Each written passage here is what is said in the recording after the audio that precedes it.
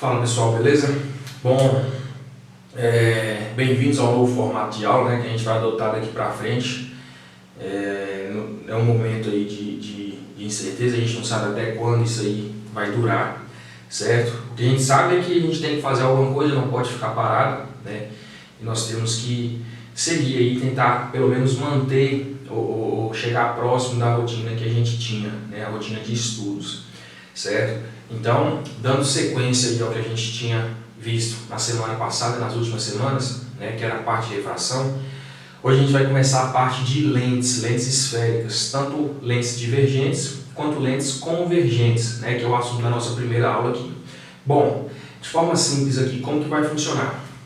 Eu vou gravar essas aulas com um tempo mais curto, não vai ser uma aula longa, né, então eu não vou ficar apagando o quadro para vir escrevendo tudo, porque senão fica uma aula longa, cansativa, e para subir esse arquivo lá para o Maestro ou para algum site que a gente for utilizar, a gente vai acabar tendo dificuldade. Então eu vou pegar essa aula que a gente vai ter de lente convergente e divergente e ir dividindo em algumas sessões. Essa vai ser a nossa aula 1, tá? A gente vai falar basicamente aqui sobre as lentes convergentes, uma análise mais qualitativa, beleza?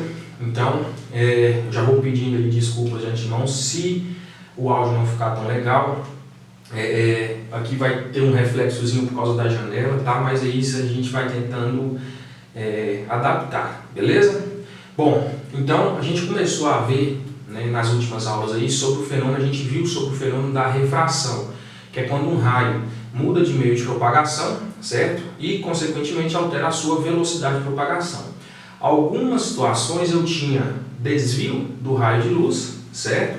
Junto com a mudança de velocidade, certo? E aqui a gente vai estudar alguns instrumentos ópticos, né, que utilizam da refração para produzir alguns tipos de imagens, certo? Que são chamados de lentes esféricas. Existem dois tipos, as lentes convergentes, que a gente vai estudar agora, e as lentes divergentes, certo? Bom, então lente, ela funciona a partir da refração da luz, certo? Lá, quando a gente estudou a parte de espelhos, né, os espelhos são instrumentos que funcionam a partir da reflexão da luz. As lentes são instrumentos que vão funcionar através da refração da luz, beleza? Então, aqui a gente vai começar a estudar as lentes convergentes. Qual que é a característica principal das lentes convergentes? Elas apresentam bordas mais finas do que a parte central, certo? Então, toda lente convergente vai apresentar bordas mais finas, né, do que a parte central. E outra coisa, quando a gente falar de lente convergente, significa que essas lentes vão convergir os raios. Convergir significa que ela vai pegar os raios e juntar em um ponto específico, que a gente vai chamar de foco, né, o mesmo foco lá dos espelhos. Então, olha só, aqui eu coloquei os três tipos de lentes convergentes, certo? É a lente biconvexa, então a gente tem essa parte convexa do lado esquerdo, a parte convexa do lado direito. Temos um outro tipo de lente convergente que é chamado de plano convexo, então tem uma parte plana, certo? E tem outra parte convexa. E tem um terceiro tipo de lente que é chamado de côncavo convexa, certo? Essa parte aqui é a parte côncavo, essa outra parte aqui é a parte convexa. Bom, como existem aí esses três tipos e cada tipo vai ter uma aplicação diferente, a gente costuma representar as lentes convergentes com uma seta, correto? E na ponta dessa reta aqui, ó, essas setinhas vão manter o sentido comum que a gente, né, tem o costume de utilizar nas setas. Que sentido comum é esse? Olha só, as lentes convergentes apresentam bordas mais finas. Então, para representar a borda mais fina aqui, ou seja, as extremidades mais finas, aqui é mais fininho e ela vai aumentando essa espessura. Aqui, da mesma forma, borda mais fina e vai aumentando a espessura. Então, para representar uma lente convergente, a gente usa isso aqui, ó, para não precisar desenhar qual tipo de lente é essa, certo? Então, da mesma forma que a gente tinha lá no espelho esférico, tanto o côncavo quanto o convexo, nós teremos aqui também o eixo principal, certo? É um eixo imaginário que vai dividir a lente aí no centro, certinho? E nesse ponto aqui, ó, onde o eixo principal divide a lente, né, teoricamente, a gente vai chamar de centro óptico da lente, beleza? O centro óptico da lente é aqui nessa parte central da lente. E aí nós teremos um foco do lado esquerdo, certo? e um foco do lado direito, beleza? Aqui eu representei com F o foco do lado esquerdo e F' o foco do lado direito. Professor, e o raio de curvatura? Aqui a gente não tem raio de curvatura, certo? A gente tem um ponto que é chamado de ponto antiprincipal da lente. Funciona como se fosse o raio de curvatura, mas eu ainda não vou representar ele aqui, certo?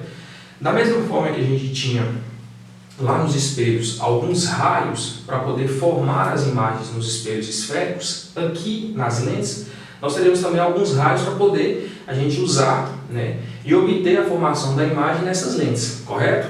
Bom, eu coloquei aqui, ó, do lado esquerdo, 3 raios notáveis principais aí, que a gente utiliza para poder montar as imagens, né? Por quê?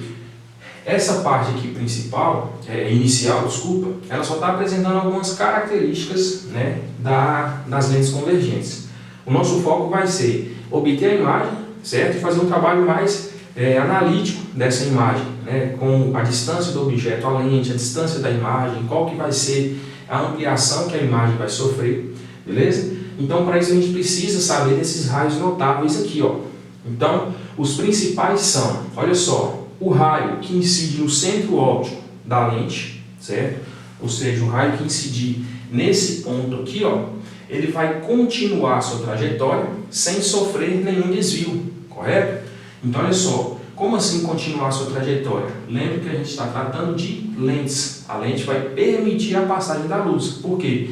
Porque a lente vai promover apenas uma refração, certo? Essa refração vai vir acompanhada de um desvio do raio de luz, em alguns casos. Só que o primeiro raio ali, ó, diz que o raio que incide no centro óptico, que é nessa parte central aqui da lente, vai continuar sem sofrer desvio. Então, se o raio vir perpendicularmente, por exemplo, à lente, ele vai continuar perpendicular. Se ele incidir formando um ângulo de 45 graus, ele continua também com um ângulo de 45 graus. Então, o raio que incide no centro óptico, aqui eu abreviei centro óptico, CO, continua sem sofrer nenhum desvio, correto? Um segundo raio aqui que eu coloquei é o raio paralelo ao eixo principal. Lembra lá de espelhos esféricos? Todo raio paralelo ao eixo principal iria bater no espelho e retornar ao foco. Aqui vai ser algo parecido, né? Porque o raio não vai retornar, ele vai continuar. Só que olha só, o raio paralelo ao eixo principal sofre desvio pela lente e passa pelo foco. Então, o raio que vira aqui, ó, paralelo ao eixo principal, vai incidir na lente. Como essa é uma lente convergente, ela vai convergir esses raios de forma a passar esses raios pelo foco da lente, certo? E o terceiro raio é o contrário, olha só, o raio que passa pelo foco desvia e continua paralelo ao eixo principal. Então, se eu tiver um raio aqui, ó, que passa pelo foco, quando ele incidir na lente, ele vai continuar paralelo ao eixo principal, certo? Então, grava esses 3 raios notáveis aí, certo? Para a gente continuar. Eu vou apagar esse aqui, vou dar uma pausa no vídeo e vou mostrar como que fica a formação da imagem utilizando esses 3 raios aí. Beleza? Só um minuto.